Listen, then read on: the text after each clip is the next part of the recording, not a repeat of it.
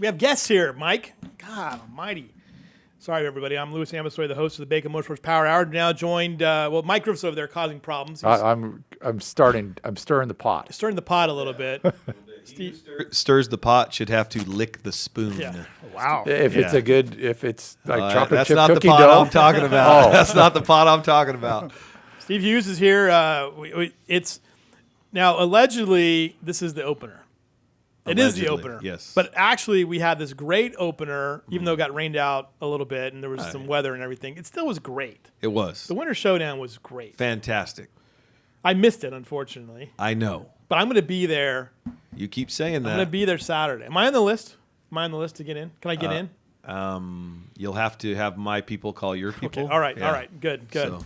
I want to be on the list because Mike's on the list. Mike's on the list. Griff is on the list. Griff is on the list. Absolutely. Okay. All right. Well, we better get Tom Mocked on the list We too. better get Else Tom he's Mocked. going to shoot us. He sent me a strongly worded text the other day about that. So Yes. Yeah, he left me a strongly worded. Was it Voice deer? message, Was it yeah. was it deer? Was it deer? Yes. Expletive. That was what it probably said. I decided that Tom's gonna be a character like that guy, and what was that Tim Allen show? The one where he had the guy with the fence, you know? Right. Oh, yeah. That's gonna be Tom Mock for us. We'll just be around the Nice. corner over there, you know, and we'll have to delete everything he says. But anyway, you have a guest with us. And, I do. And introduce your guest. I mean, we're in the presence of a legend. Obviously, I'm looking at his Yeah. Wikipedia page. Steve Portengay is here. Steve, thanks for coming on the show with No us today. problem. Anything I could do to help. Right on. So, Steve, you've Am had I on the list? Yes, you're on the You're on the list. list. Yeah, he gets paid double. Yeah, you're on the list. Okay, good. Yeah. All right, so tell us a little bit about yourself, Steve. You know, you were a NASCAR driver, and you know, you got a Wikipedia page. Wow, So- That's awesome. That is awesome. Yeah. Yeah. Hopefully they don't show who puts themselves on there. I've been checking it quite a bit lately, getting my numbers up.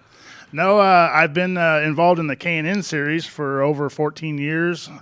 Drove myself in the K&N series. Have 7 wins as a driver in that series, 10 wins as a crew chief. So it looks like I'm a better crew chief than driver. No doubt about it. You know, it's a great series to be involved in, and I was telling Steve earlier.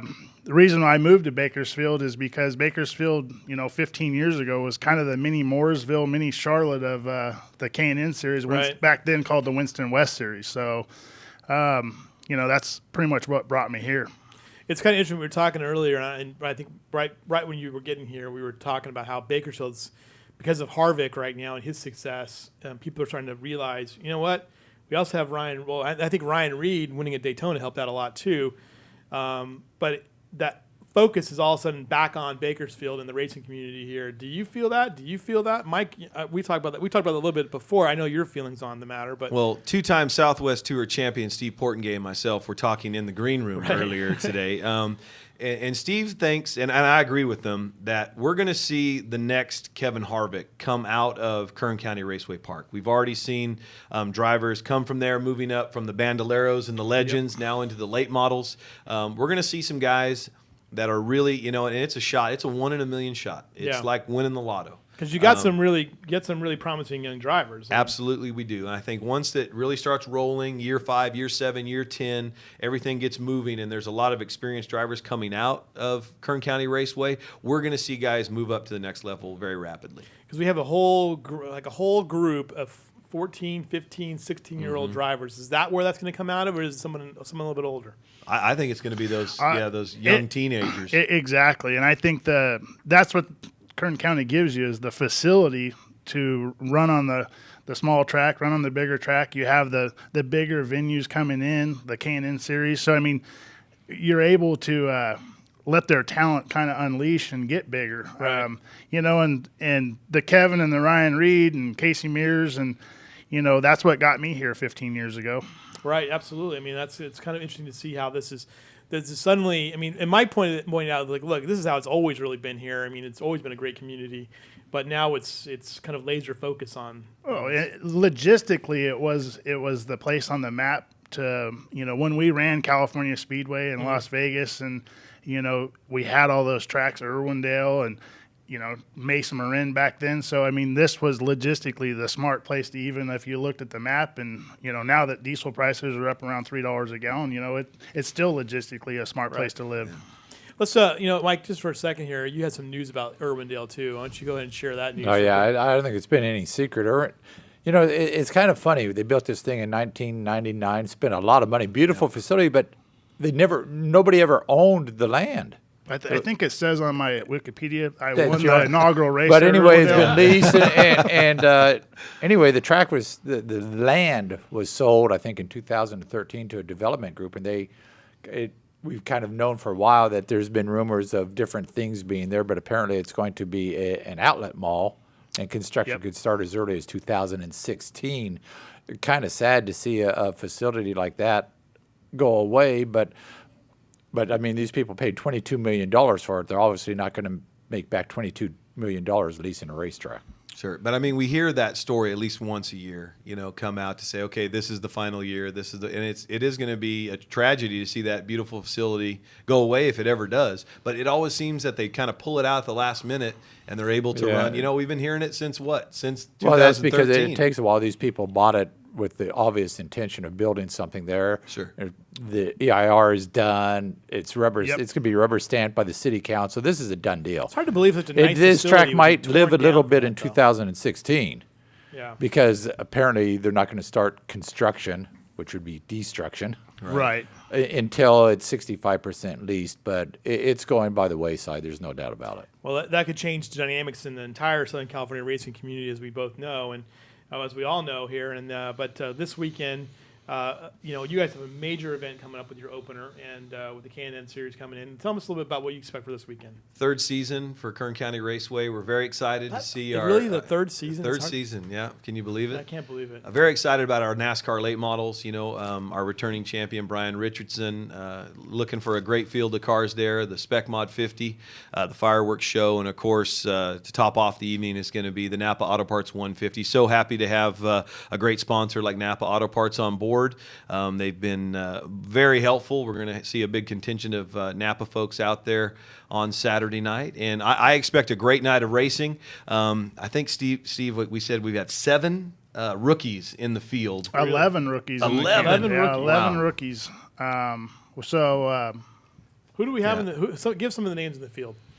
Well, Johnny White would be considered a rookie in the series. Sure, making his debut. Dalton Sargent. You just go down the list. There's quite a Grayson few. Raz. It's the Noah Gregson. Yeah.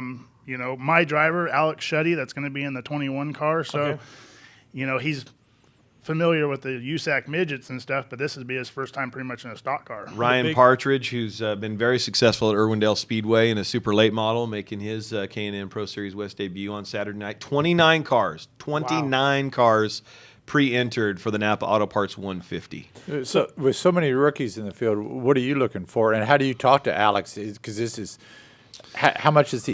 You've had no testing.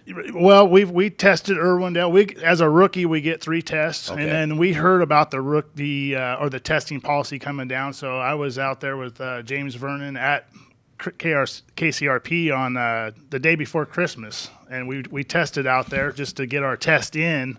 And he loves the track. We actually have a late model that he's going to possibly compete in some races this year, and we tested last Saturday out there just to get him more acquainted to the track. And he's I think a lot of it's just going to go down to the same routine with even Mayhew. It's going to be tire management, being smart, get to the first half, get it in the books, make some slight adjustments, put some fuel in the car, and it's whoever managed their tires the best there at the last 25 laps. Now, we nearly had a brawl here earlier. Griffith made some predictions. Mike, we'd like to Well, obviously, I mean, they said it. There's 11 rookies, I said this race is going to be, I predict that it's going to be Dalton Sargent and Mayhew racing for the victory. And that could go wrong because it's a race, and as we saw at Fontana, anything can happen. Oh, yeah. And it's you can't ever count out, Napa and Bill McAnally. Yeah, a couple of his entries. that Brandon McReynolds he'll be strong because he's got a season under his belt. Right. He was strong there last time we came to the track, and I mean, I think Dalton's going to be tough, but I don't know how much heavy car experience he has. And he drove the wheels off his car there in the Winter Showdown, so I mean, it'll be exciting to see. I think that's why everyone needs to come out there and because he's in good equipment. All the equipment that Pursley won the championship last year, and the same crew chief. So obviously he's going to be in good equipment. Mayhew's going to be good equipment. McAnally's always got good equipment. You've got good equipment. Bricati has real good equipment. So I mean, that's what's nice is you look at the 29 cars. I believe 20 of them could win it. Yeah, I agree with obviously that. Bricati's got great 20, equipment. you think 20 could win that thing. That's pretty Absolutely. wide open field. That's nice. Wide open. I can guarantee one thing. There will not be a repeat winner this year at Kern County Raceway in the Napa Auto Parts 150 in the K&N Pro Series West. There will not be a repeat winner. Really? Yep. Did Pursley retire? Yes, he did. Oh, okay. And then Dylan Lupton is running a limited Xfinity schedule. He won't be participating this year. So I think it'd be an interesting race. I always like to see the big cars because they run a totally different line. It's a different animal than the late models or the super late models. And I think that telling Steve, the Winter Showdown showed. I don't even think we've seen the true potential of KCRP's, the facility-wise, competitor-wise on the track. I think with age and weather and everything, the track's gaining character every time we go there. Setups are changing a little bit. Speeds are going up. I believe the track record was broke earlier in the year. I think you're going to see a lot of track records broken, and the track's gaining that racy 3 multiple groove. It's going to be a great facility, and I think the races are just getting better and better. See, let me ask you this real quick. I mean, how long does it take a track, to get that kind of, maturity as far as the grooves and everything? I mean, what is your It's like seasoning an old iron skillet. Yeah, I think it is multiple years. I just hearing, being in the circle of things, a lot of guys didn't come here in the past because they're a little intimidated by the speed. I'm talking some of the rookie guys with late models from Northern California, and they're like, oh, man, that place is fast. It's banked. It's this. It's that. The G-forces. And I've heard that from drivers. I've never been on the track, but I've heard a lot of drivers say, wow, this place, I mean, going into turn 1 there, it's a lot of G's. It's probably on the schedule. It's probably carrying the most speed going into that tight corner. Yeah. And, it's way totally different track than Irwindale. We tested at Irwindale a couple weeks ago, and, Alex says, man, I've drove a midget at Irwindale, but just totally different. Yeah. 2 different racetracks. I think Eric Richardson described it best. I think he popped out of the car last year in the winner's circle, and he says, we drive the thing down the front straightaway until we see Jesus's face, and then we let off the gas and go into turn number 1. So, yeah, that big D-shaped front straightaway really does create a lot of speed going into 1 and 2. And then we always know coming out of turn 2, that's where most of the incidents happen. The track gets a little narrower with those bigger, heavier cars that we're going to see in the K&N Pro Series West race. I think it's going to be exciting, and it's definitely going to be a full field of cars at 26. We may start 27. I anticipate we might lose 1 or 2 in qualifying in practice, but definitely a full field for this weekend's race. So we have events on Friday, which we weren't invited to. Well, let's go back a day. We have events tomorrow. It's the Napa tomorrow Auto is- Parts 150 kickoff party. At Chewy's. Chewy's on Rosedale Highway. You're invited. Oh, that's right. You didn't get my text? No, I'm invited to that. Yeah, absolutely. There was a thing on Friday from 4 to 5 that I'm sort of curious Yeah, about. you're invited. All right, just making sure. Yep, you're invited All there. right. Lewis All you- wants to go roundy round. I know. It's so cool. I'm past that. I don't need to go out on the track. Well, But Bill Lewis wants to McAnally go Racing out is there. bringing their 2-seater. I think it's good for Lewis to go in there with the camera Yeah. and go Yep. You're experience. invited. So everything at Chewy's I is think free. you'd like it. Yeah. I think I would like it too. Yeah. You're gonna. Yeah. You wait. I want to be right there when you get out of that car. Yeah. We'll make arrangements for I'll that. be thrilled. I'll be thrilled about that. Have ticket sales been good? Yeah, ticket sales have been very strong. We lowered ticket prices this year for the K&N Pro Series West race. Last year they were $35 for reserved, $25 for general admission. Now they're $25 and $20 with kids 6 to 15. Active military and seniors, only $10 this year for a ticket for the K&N Pro Series West. So yeah, they've been strong. Season tickets are still on sale. The Superfan season ticket price $299 for all 21 races. That's going to be available until Friday at about 4 p.m. That's such a good deal too. Yeah. That's the whole season. I mean, what is there other benefits of that too? I mean, Yeah. I mean, so basically what you're getting is our big 5 races, the K&N, the 2 SRL, fireworks night, 4th of July, and then our King of the Wing event for less than what you would pay for a general admission ticket to each one of those races. So Right. under $15 per ticket for a reserved seat for the entire season. That's a pretty darn good deal. Yeah. It's a really good deal. So kickoff party on Thursday, 5 to 9 at Chewy's on Rosedale. You're going to see me on Friday. So everybody come on out for that deal. It's going to be a lot of fun. I think we've already have 8 haulers confirmed. Wow. We'll have the NASCAR hauler there, the 2 BMR Racing Napa haulers. We've got some folks coming from Tucson with their Chewy's cars that are going to be in the race on Saturday night. We have a live band, giveaways. I got some swag. I'll give away some tickets, all kinds of stuff. Just come on out and see us, man. It's going to be a lot of fun. We had some fun, with a lot of the things that are going on here. A lot of the drivers are looking forward to seeing. I'm looking forward to seeing the Richardsons me race too. because they're a lot of fun. And I know Mike's hoping to go there too, so he can get a lug of peaches.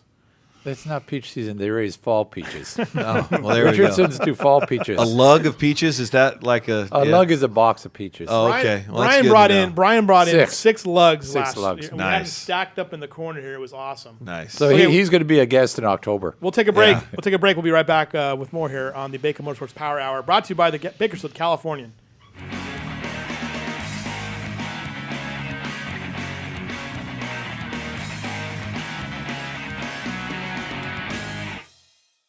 Kern Business Journal contains news and information from local business leaders and organizations.